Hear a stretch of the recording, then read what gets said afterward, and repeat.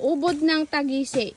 Ito yung puno ng tagisi, kabsat, para po siyang puno ng nganga. Maliit lang pala siya, no? Hindi kagaya ng mga buli at irok. Sa mga nagtatanong po kakabsat, ito ay ubod siya ng isang uri ng palm.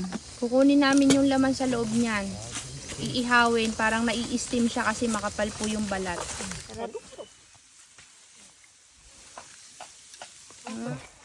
Kain na kami.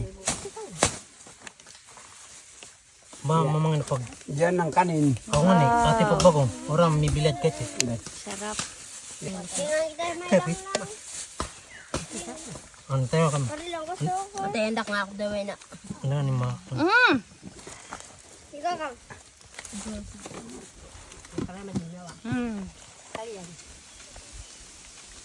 Ako bang kasiro?